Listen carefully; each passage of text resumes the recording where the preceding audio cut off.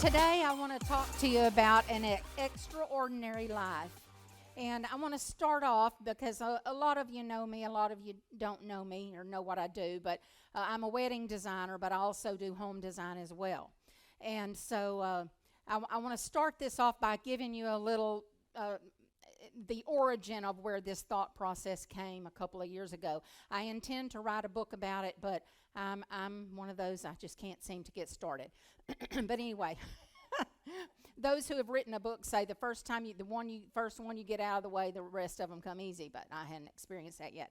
But anyway, I just want to give you a little short story to start because this is where all of a sudden I realized some extraordinary things had happened to me in my life, and that I started to see the extraordinary in my life because of this situation. I was decorating a home for a lady, and I asked her if she had grandchildren that I needed to be careful about what I put down low. And she said, no, they're all bigger, etc. And she said, well, how many grandchildren do you have? And I said, well, I have 10. She said, wow, 10. I said, well, yes, but then I always would feel like I needed to explain how I had 10 grandchildren because naturally I only have 3 grandchildren that are physically DNA for me. But during the course of mine and Marvin's 40 years of marriage, we've had 8 other young people live in our home. And it wasn't kids that came through the foster system. It was just kids that we heard about that needed, like one of them, Michael, that came and sang at our anniversary. He's an awesome vocalist. He was in American Idol season 8 and was in the top 10, and we got to go out to LA and participate in that. So to me right there, that was pretty extraordinary. That doesn't happen to too many people, only 10 people every year. Parents get to do that. So anyway, like as an example, Jason was a youth pastor at a former church, and Michael was helping with the music, and he realized he was going to be in a situation where he had no place to spend the night that night. And so Jason says, well, Mom and Dad have an extra room, and why don't you just come on home with me? I'll explain to them what you need, and, you can spend the night, and you can decide, what you need to do. Well, what he needed to do ended up being he lived with us till he got married.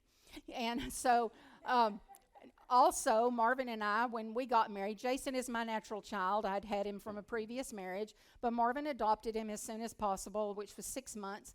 And so anyway, Marvin and I were unable to have children together. And the last time that we prayed that God would give us a baby, which we prayed many times of disappointment of not having a pregnancy, the last time we prayed, I just knew this was the last time I was going to ask God for that. And 9 months to the day, our niece came to live with us, and she lived with us from the age of 13 until she got married, which there was a couple of times that she moved out to go to college and such, but she came back home. So about 5 to 7 years, somewhere in there.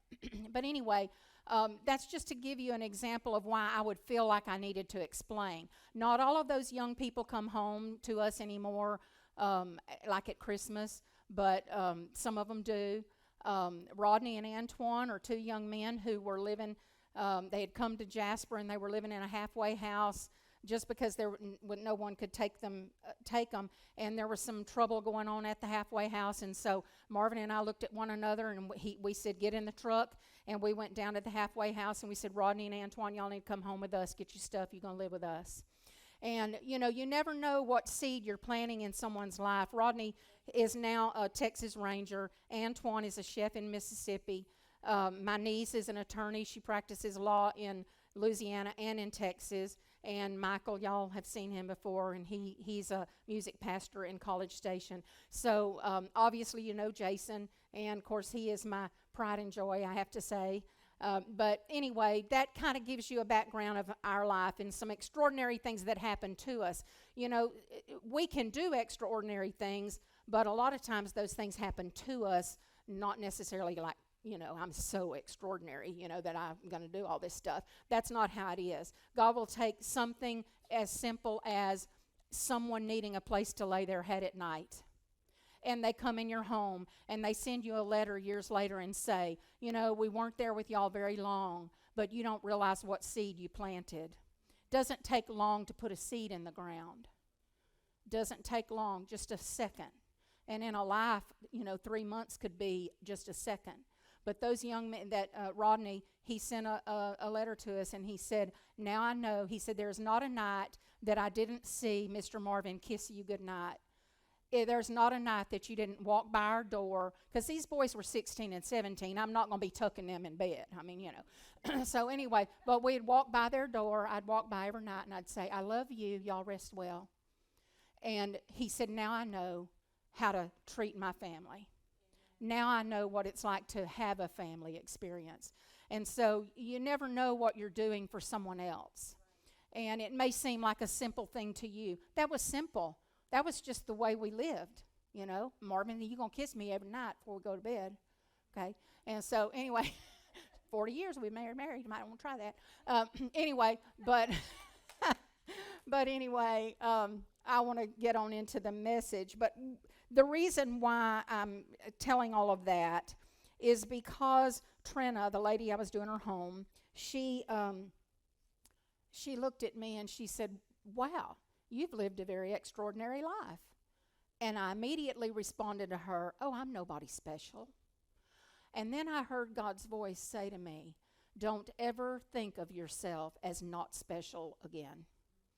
And all of a sudden, my memories began to flood my mind of my life and things that really were extraordinary.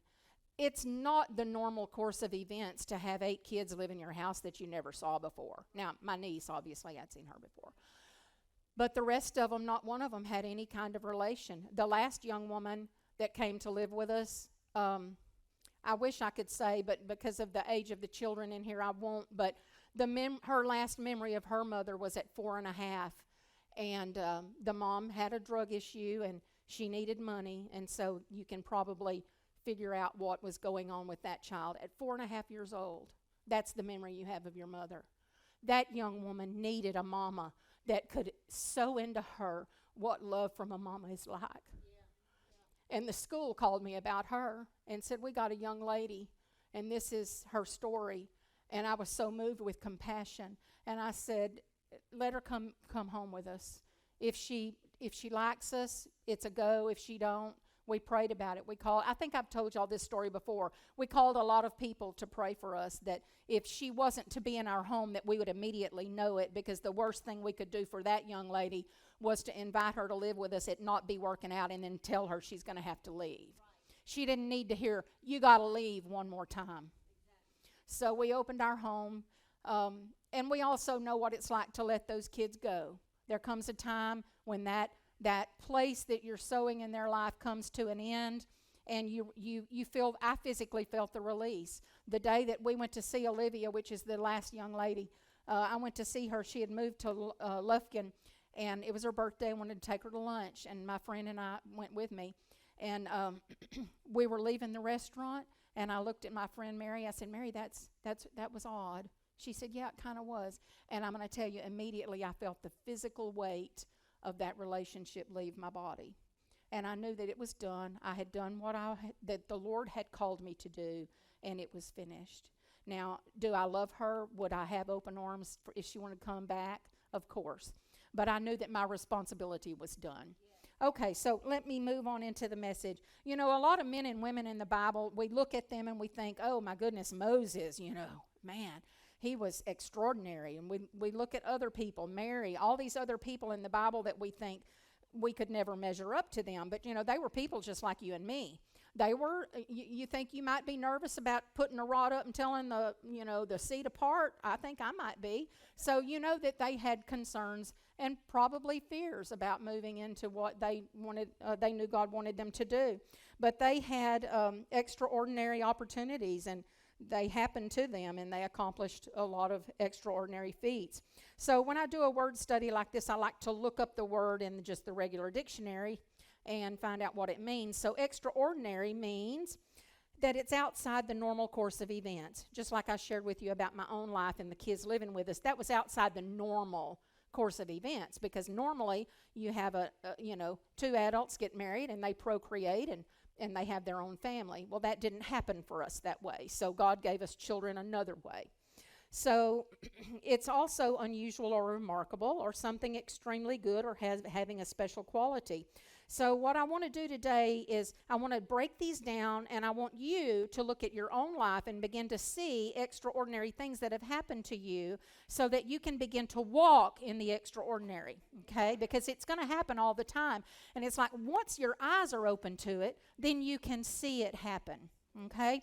So outside the normal course of events might be, here's just an example. You may think it's mundane and it's a small thing, but it's a really big thing, especially to the person that you perform that on. But say you're in a public place and someone has a heart attack and you know CPR, and you get over there and you start pumping that chest. What's that song? Staying Alive? Ba, ba, ba, ba, staying alive. That's how you kind of, I hadn't had the chorus, but I know the song. So anyway, Bee Gees. Anyway, showing my age. All right. But anyway, so you know CPR and you just happen to be there. Well, you've done an extraordinary thing. You've saved someone's life. Isn't that pretty extraordinary? It's out of the realm of the normal. The next person you meet, the next connection, it could mean that that's a door that's opening for you, a new job or a promotion. You never know. You know, here's an example of that. Now, our niece Callie, she's beautiful. She's tall, slender, got olive skin, dark hair, dark eyes. And a friend of ours, or I say a friend, one of our former pastors and his wife, they knew Tommy Tenney, the guy that wrote the book Hadassah, which the screenplay and the movie One Night with the King was made from. Okay, so they called our church and said, we need some moms and daughters. If you have some in your church that would come to Dallas, we're going to do some promotional filming for the movie. And we need people to be like, it's a story of Esther. And because Callie was our niece, she came to live with us, and she was in Miss Jasper. She was crowned Miss Jasper, so it was kind of like she was a queen. And we used Esther. It was real important to us just because of the storyline. Well, when we found out that's what this was about, and they had all these women and their daughters in the house of preparation for the women that they had brought together for the king to be his next wife. And so they said, can you come? So I called her. She was already practicing law, and I said, Callie, I so wish that you didn't have such a busy schedule because we're going to Dallas to do this filming. She said, I think I'm going to clear my calendar, and I'm going to come. So she flew to Dallas and met us there. And they were just smitten with her. I mean, they said there are a lot of attractive people in the world, but not everyone films well, and the camera loves you. And they said, we know you don't want to be an actress. You got your own job, but if you wanted to do promotional stuff like advertising and stuff, so like she ended up on posters like around in a hospital and stuff like that because she dressed up like a nurse and all that in these ads. But they said you could make a lot of extra money doing that, so she did. But they loved her so much, they said, can you come to India and be an extra in the movie? Well, because I was the one that kind of got her connected to all this, she wanted to know if I could go. And so I went for 2 weeks with Callie to India while she filmed as an extra in this movie. And that's extraordinary, for me to get to participate in that. And I really didn't have anything to do it except that I was a connector because I had a connector with someone else. So networking is very important for those of you who are in the business world. Don't think it's just mundane and slight. It could be the next big thing that happens. It's like stepping on the little pad that opens the door. You never know where your next step is going to take you. The door may open. I mean, I never wanted to be in business. I didn't even go in business until I was 40 years old. Who knows at 18, especially you young men, you're expecting to know what you're going to be and support a family with at 18? How many of you men knew what you were going to do at 18 for real? Very few do. Very few. I never dreamed of owning a business. The door opened and I walked through it. Yeah. So be looking, be alert to what's going on in your life and realize it can be the next extraordinary thing in your life. So I do want to talk about a few people in the Bible. I'm going to talk about Ruth first. Her life was outside the normal course of events because she was a young woman who was married. She and her husband had no children. He died, her brother-in-law died, and her father-in-law died, and it left Naomi alone. So, Naomi said, I don't have any more sons that y'all could marry, so you need to just go back to your people and live your life, find a husband there, and have children. And Ruth told her, no, I'm not going to do that. And I don't know the reasons why Ruth didn't go home. Who knows? I don't know. It's not in the Bible that I've ever read. But anyway, she told Naomi, in Ruth 1:16 and 17, don't urge me to leave you or turn back from you. Where you go, I will go, and where you stay, I will stay. Your people will be my people, your God, my God, and where you die, I will die, and there I will be buried. So sometimes our extraordinary comes through pain. This was a painful situation. I can't imagine having to walk through that. And there are women in the world that have had to suffer that. So it was extraordinary because it was out of the ordinary.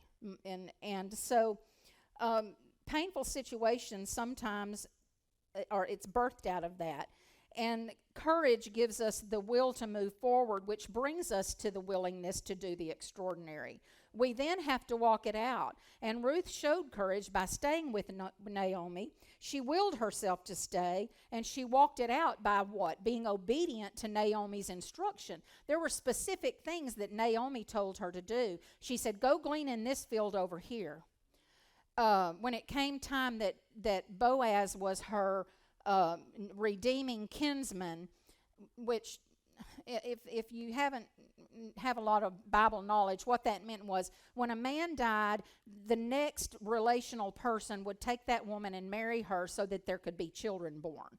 Okay? There was not a near kinsman for her husband that died. So they go to this country, Naomi's homeland, and here ends up being a redeemer kinsman, but Boaz had to agree to it because somebody else was a little closer. But anyway, Naomi got all of that, told her what to do. So anyway, Ruth ends up laying at the feet of Boaz one night, so that meant that she wanted to marry him. So they ended up getting married. So that was the way things were in that day and time. Okay, so after that, she had a child with Boaz. His name was Obed, and his son was Jesse, and Jesse's son was King David. And Ruth is named in the lineage of Jesus Christ. So that was just everyday life that was extraordinary. And so I keep telling these stories out of the Bible and these experiences I've had because I want you to start looking at your life. Again, start looking at your life for what's been extraordinary. The next thing about being extraordinary, the dictionary says it's unusual or remarkable. So has the Lord spoken to you about something specific? Have you ever been in Walmart and you've run across somebody that you can tell, I mean, you don't know them, but you can tell, man, they are struggling. Maybe they're crying. I think I've cried in Walmart before, not because of the prices or because I couldn't find something. I just was having a bad day. I was struggling with a situation. And believe me, there have been times in my life where all I could do was say, help me, God. I will tell you about one time I prayed. Y'all find this is funny. I said, Lord, you got to help me. And the first thing I heard in my mind was, write this down, take a little note. And I thought, you like country music? So I went in the house. I was mad at Marvin, okay? We've been married 40 years. I've been mad at him a couple times. Okay. So I go in the house, and I said, you know what, Marvin, you know what I need you to do? I thought, oh, there he's coming in the door, but it's not him. I said, you know what I need you to do? And he said, what's that? And I said, I need you to write me a letter. I need you to write down how you really feel about me. And I was working at the bank. I was a teller supervisor for a while at a bank. And 9 o'clock, the doors opened. There was a florist with this beautiful arrangement, and in it was a letter.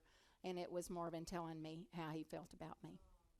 And so, why I heard George Strait, I don't know.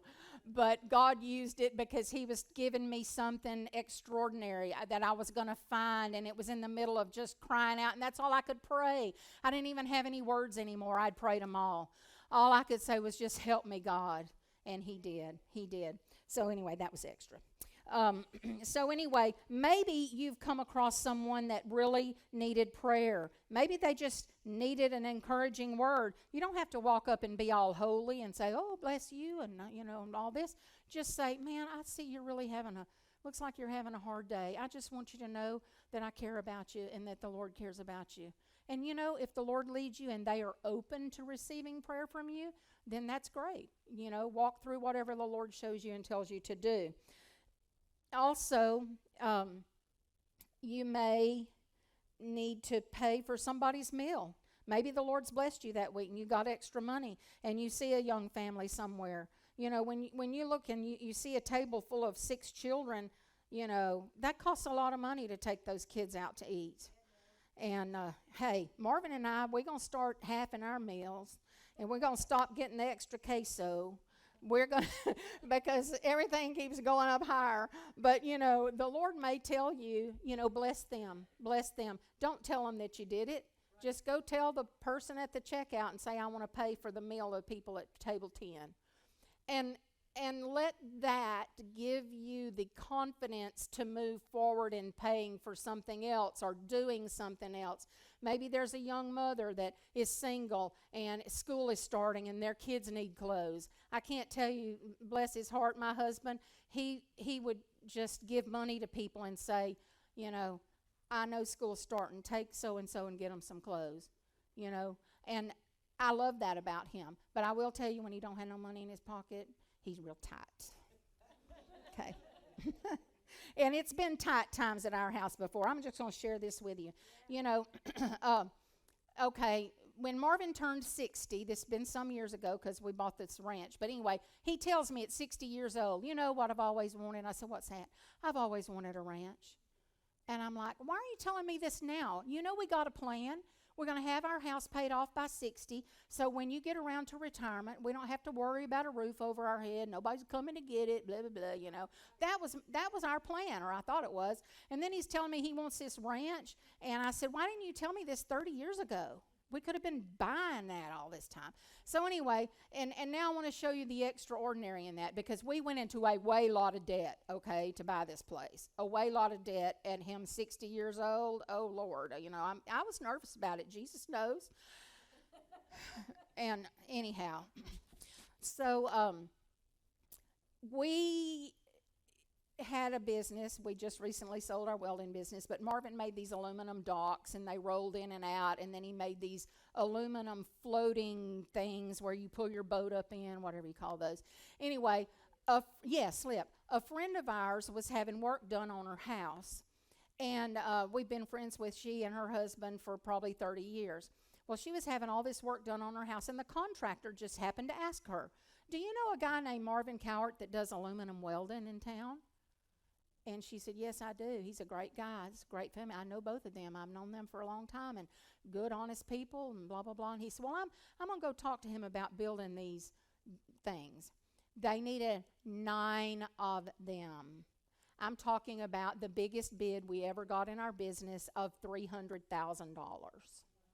It came in. We paid our ranch off 7 years early.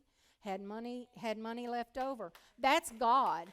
That's doing one of those extraordinary things that just doesn't happen. It was out of the ordinary. It came through that relationship that was built years ago that we had no idea down the road would be this. And I have lots of stories like that in my life, and I'm only sharing with you because I want you to look at your life and find those things. You know, and it's not because I'm some super person, you know. I love God, and I know He's my provider. He's done it time and time again. But I know what it's like to eat peas and cornbread for months because you can't afford to go to the grocery store. I know what it's like to have to wash your hair in the winter with cold water because you can't run the hot water heater. I know what it's like to not run the dryer because you got to hang your clothes out on the line because you just can't spend the extra. But I also know what it's like to live in abundance and to be blessed. And I'm telling you, I've been both extremes in my lifetime. And I'm just thankful that God has done what He's done. That's all I can say, because, I mean, Marvin and I, we were obedient to the plans He gave us. One time, we were about to lose a Lincoln Continental. He asked me when we first got married, well, what's 3 things you'd like to have? And I have to tell you, I was all wrapped up in stuff. I admit it. And I like nice stuff. Who doesn't? Who doesn't? But back then, I was young and bougie and all that, and I wanted a fox fur, and I wanted a Lincoln Continental, and I wanted it to be one of those Mark 6s and all this. Okay, the doors on those things are so heavy, they would all go bad. They wouldn't shut good. Anyway, I drove the wheels off that car because it was so pretty. It was red, and it had red interior. It was nice. But anyway, the bank was about to come get it. And so in the plan, Marvin prayed, and he said that God had given him a plan of how we were going to pay this debt off. And it involved some dogs. We used to raise Labrador retrievers. So some guy was coming to get it and get one of the dogs, and I was hanging the clothes out. But first I ran over one of them. I was going to the bank one morning, and I ran over one of the males. It couldn't be a female. It had to be one of the males. Anyway, so because we got more money for them. And anyway, I prayed over that dog. I took it into the vet. They said, nothing's wrong with this dog. You couldn't have run over it in a Lincoln Continental. But I knew I had it on top of concrete. I'm telling you, God healed the dog because he was part of the plan that God made and gave my husband. Okay? So that Saturday, some dude was coming to pick up one of the dogs, and I was hanging clothes out, and I couldn't find the dog. And Marvin had gotten a job to do, a welding job, because a welder couldn't buy a job in the 80s, the early 80s. So anyway, while he was gone, this man was coming. I couldn't find the dog. What was I going to do when the guy got there? I'm sorry, but I can't find your dog. Anyway, I'm hanging clothes out on the line. I was about to the end up, and I was just praying. Those prayers you're taught when you're never taught, I don't think, until, never mind, I won't go there. Anyway, I was praying, oh God, just give me a vision. Give me a vision of where this dog is, and I'll get it. Just help me find this dog. And I was about to hang out the last one, and I heard a voice in my head say, tell the devil to give it up. And it was like, oh. I'd never been taught how to pray spiritual warfare or how to fight the enemy in my life. All I ever knew how to pray was, oh, Lord, if it be your will. Oh, Jesus, if you'll just, and anyway, sometimes you got to take the battle to the gate. Sometimes you have to tell the devil, get your hands off of it, because God already told me that he was going to use that, and so you take your hands off of it. And so that's what I did. I was about to hang it out, and I turned, and I just yelled out loud, devil, give it up. I hung out the last one. I turned around to go back to the house, and there it was. Now, that was part of God's plan, but it also taught me a lesson on how to pray and how to take authority over the enemy in situations that came up. So it ended up being an extraordinary lesson for me because it taught me that, okay? So anyway, let me get on back to my notes. All right. I want to talk to you about Jochebed. She was Moses' mother. Now, in Exodus 2, 1 through 10, I'm not going to read all of that, but it's back when the Pharaoh time was going on, and Pharaoh had heard news that there was going to be a king coming, and so he didn't want to give up his throne, so what he did is he just had all the baby boys that were 2 on down murdered.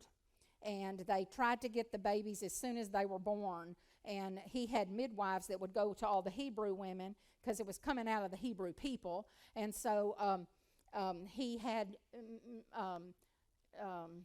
what did I say? Ladies, midwives. Yeah, they would come and birth these babies.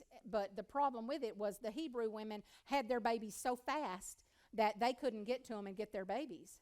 Well, Jochebed, she had Moses, and she hid him for 3 months. And then after 3 months, she knew she was going to have to do something. So she built an ark. She got a plan. What did she do? She got a plan. God gave her a plan. She had to have the courage, though, to walk it out.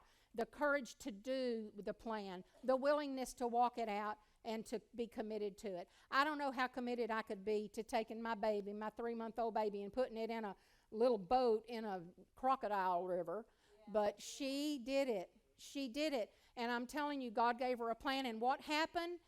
If she hadn't done it, then the deliverer of the Hebrew people might not have lived. That's how important it was and extraordinary that it was. So she did that, and then she sent Miriam to watch it. And Miriam asked the Pharaoh's daughter, do you want a Hebrew woman to nurse that baby? And she said yes. And she not only nursed the baby, the mama Jochebed got to nurse her own baby. She got paid for it. So that's pretty extraordinary. So now let's talk about having some extremely good or special quality. I want to talk about the gifts that God gives his children. You know, it's not prideful to recognize that you have a gift of something. It's if you walk around haughty and saying, oh, I am the best of that. You know, you don't need to compare your gift to somebody else's gift. You may both be singers, okay? I grew up in a family. My family did not play dominoes or cards with other families. We got together and had jam sessions. That's what we did. And by the time I was 10 years old, I mean, we'd go sing at these places. By the time I was 10, I was singing in front of 500 people. At 14, I entered this contest in Houston on KIKK radio, and the winner, remember when it was country? Okay. Well, I went and I did that contest, and I won a recording contract. But then my parents wouldn't let me do it because I was so young. You know, they'd had to travel with me. There's a bunch of red tape to all of that. But anyway, it's probably best they didn't, because I probably would have lived a pretty wild life, because I like to be where the action is. And so anyway, God saved me from that. But that was an extraordinary experience. I mean, it's something that happened to me. And, you know, did God gift me to sing? Yes. But I'm going to tell you, one time the Lord spoke to me when I was 16, and he said, sing for me. And when I was about 34, I heard him say, sing to me. And he changed my whole mindset about singing and using my voice for the Lord, because it is all to lift him up. It's not to lift me up. It's to lift him up. It is to exalt him. And one day I will stand in front of him, and with the angels I will be singing, and I will be lifting him up, the praises that are to him. That's why I have to tell y'all, I don't like to sing some of those. Now, there's some hymns that are great, but I will tell you, you will not see me singing, living below in this old sinful world, hardly a comfort can afford. Does that sound like a life you want to live? No. Okay? So anyway, that was extra too. I'm kind of extra. I'll tell you extra stuff.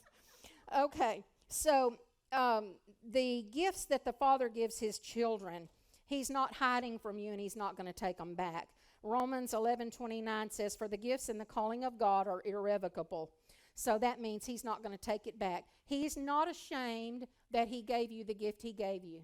You know, you may not have the gift of being like an apostle or a preacher or a teacher, but you may have such a gift of kindness that everybody just wants to be around you. And boy, doesn't this world need some kindness today. It seems like nobody can agree on anything, and if you can't agree, you must hate one another. Well, that is absolutely ridiculous. All right? You know, you and I, in all this room, as many people, we all got an opinion, and we like the opinion we have, or we'd have a different one. And your opinion may be different than mine, but that doesn't mean I can't love you. When I look in your eyes, I'm looking at somebody that God loves. And so should I treat you and be hateful to you? No way. No way. All right. That was extra too. Okay. So let's talk about Saul, who became Paul. In 1 Corinthians 15, 9 and 10, this is what Paul says about himself. He wrote, 13 books of the New Testament? He's, how many? Yeah, like a ton. Okay, and I can't get one book written. Anyway, and he's going to say, I am the least of the apostles. I'm not even worthy to be called an apostle because I persecuted the church. But by the grace of God, I am what I am, and his grace toward me was not in vain. But because I labored more abundantly than they all, yet not I, but the grace of God which was in me. Therefore, whether it was I or they, we preached, so you believed. So see, it doesn't matter if Jason's up here, I'm up here, Pastor Deborah's up here, Pastor Tony's up here. We are all working together to move the kingdom of God forward. I have experiences and personality traits that sprinkle my oration, my speaking to you, just as each one of them do. And it doesn't mean that mine is better than yours, etc. We're all bringing our part to move the kingdom forward. You know, it's like Joyce Meyer said one time. She said, the ring gets to the finger gets to wear the ring, and the eye gets to look at it. But if the eye wanted to wear the ring, y'all ever seen an eye wear a ring? No. The body is fit, joined together so that it works together, okay? So we don't want to try to be disjointed and be in a position that we don't belong in, okay? There are many pastors, teachers, apostles, etc., but each person has their own personality, and they operate their gifts filtered through that personality and experience. All right, so let's move into how can you discover the extraordinary in your life. Point number 1, you need to be alert to what's going on around you. Are you intersecting with opportunities of the extraordinary and missing them? You know, that could be a lot of it. Because before Trina said to me, oh, wow, you've lived an extraordinary life. I never thought of my life as extraordinary.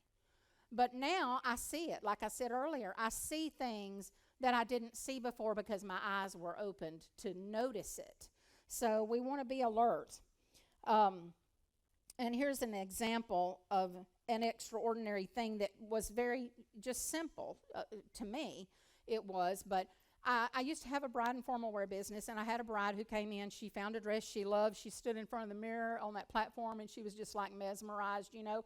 But she had this huge scar on her chest from some injury or something. And it had formed a keloid. It was pretty sizable. And this dress had a kind of a scooped neckline. And so God gave me a creative mind, and he just did, okay? So I began to think of ways I could fix that dress where it would cover that. And all of a sudden, I thought of this necklace that I'd bought. It was pretty big, and I went and got it, and I just lengthened it a little bit in the back with one of those little extender deals, and it dropped right down over that scar, covered the whole thing. And to me, it was nothing special, but to her, it was everything. And when she stood there and saw herself, it was amazing. I got to experience the extraordinary. You see, extraordinary can happen to you, or it can happen through you.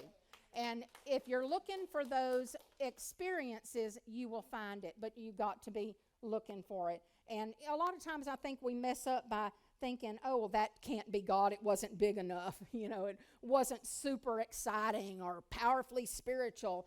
A lot of times the things that God uses are not those things. It's something very simple. You know, Jesus was expected to come as a king. He was expected to come in on and sit on a throne. But what did he do? He chose a teenage girl and a carpenter. He chose a lowly place to come. And you need to remember that when you're thinking about your own life.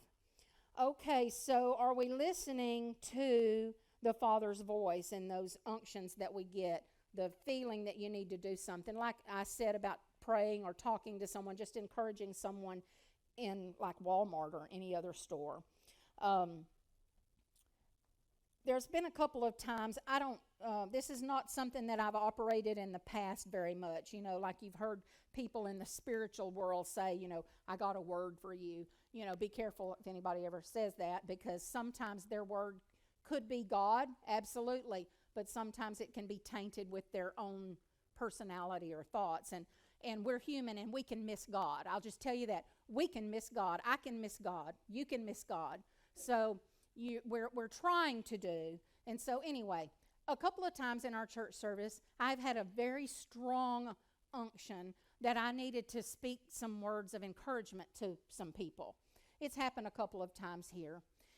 And I always preface it with this, because Marvin and I have done personal ministry for a lot of years, and we've run into situations where like people have been told that they shouldn't marry a certain person, and got involved in their lives like that. And I'm telling you, that's too far, because those situations And like in ministry, like when we prayed for another child before our niece came to live with us, I was promising all these things to God. If you give us a baby, you know, we'll set it apart and make sure that it's anointed for your service and all that kind of stuff. And the Lord spoke to me and he said, the anointed one is already with you. So even though I knew that and knew it when Jason was very young, it's something I never said to him, because God's call is God's call. If you believe one of your children has a ministry gift, it's all right to recognize that and to nurture them, but you need to let the call on their life come from God. Because one day Jason was sitting in front of Ritter Lumber Company working while he was going to college, and he heard God say, Jason, I'm calling you to the ministry. What I would like for you to do is preach. And that was the perfect way for Jason to hear God's call. It wasn't, surrender your life to me, I'm going to make, it wasn't like that at all. It was just very simple and just what Jason needed to hear. Because I will tell you this, there have been many a young man who really the Lord was calling into a deeper relationship with him, and they miscued it because the only thing they knew they could do other than be a church congregant was be a preacher. And there are people who have filled pulpits that were not necessarily called to fill a pulpit. Right. And so you have to be real careful about how you say something to someone. So anyway, if I ever come up to you and I say, I really feel like the Lord is saying this, here's one thing I'm going to say to you first. I'm going to say, look, I have a strong feeling from the Holy Spirit that I'm supposed to speak this to you, but I'm going to tell you I'm trying to follow God.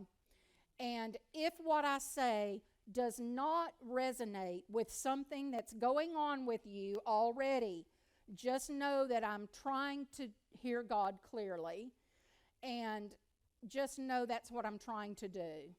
But if it doesn't line up with what you're feeling, then just know I was trying. Okay? Yeah. And every time it has been, I cannot believe you're saying that. They've just begun weeping. That's exactly how I was feeling, and blah, blah, blah.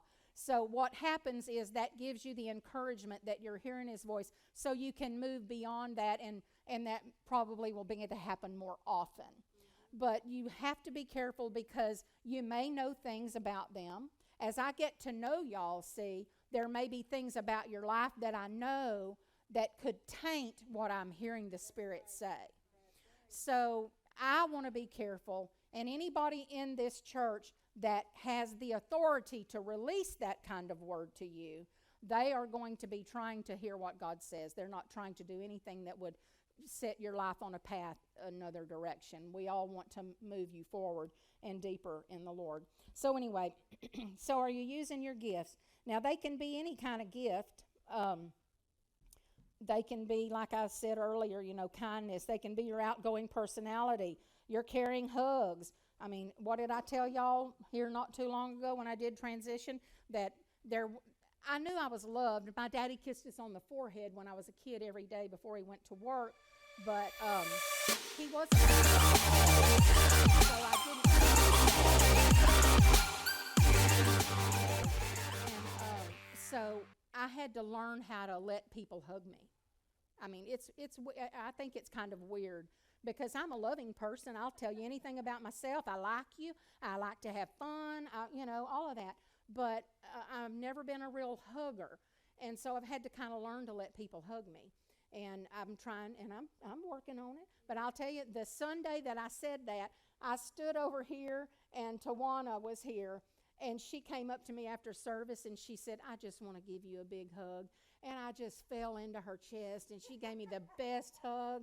And it was so awesome. And I texted her that week and said, I just want you to know that hug, it took care of things, because that week I was a mess. We had lost some young people to death, and I mean, it'd been like 3 weeks of funerals, and I mean, I was sick of death. I was sick of it, and I was in my feelings, like bad, and that hug took care of it. So the second service, I was able to talk without crying the whole time. So see, you could just have a gift of hugging. I don't know. My husband has that. I'm telling you what, he is a hugger. And he hugged me one time in the store when I first met him, and I was like looking around to see if anybody had seen that. Anyway, it was really funny. I was getting pictures made at the West Gibson's, and those old kind where they pull the little screen down behind you, and they make you do your face a certain way, and all this. Anyway, and he was over here looking at the belts, like he's looking at the belts. He wasn't looking at the belts. Anyway, and then he comes over and he gives me one of those big old daddy hugs. I mean, he does. You need a hug from a daddy, you just go see my husband. And it was like, oh my gosh, did anybody see that? Anyway, okay, let me get back to what I'm supposed to be preaching about. But anyway, using our gifts, there's not only preaching, teaching, and evangelizing, there's all kinds of way to show kindness and love. Your imagination. Maybe you're great at imagining things. I mean, that can be extraordinary. Have you ever seen anybody that kind of like make kind of stuff like this? See, I can't do that. But there's people that can do that and make signs and stuff that are like amazing. It opens up doors for jobs they never thought they might have. So anyway, let's get it down to Jesus. And in closing here, an extraordinary thing doesn't have to be out of the ordinary. I think that's the main thing I want to tell you today. But when you recognize God's leading in the ordinary things, that's when they become extraordinary. So rather than trying to be Superman or woman, just be a good man or woman.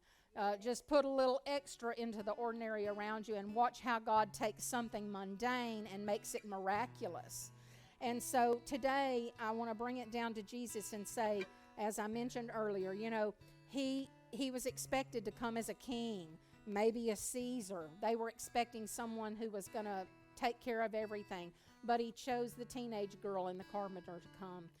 He came in a lowly way, and the Father just needs us mainly to be willing. I think in my life, every time I've looked and seen things that were extraordinary, it wasn't that I was so great at something, it was I was just willing. I was just willing.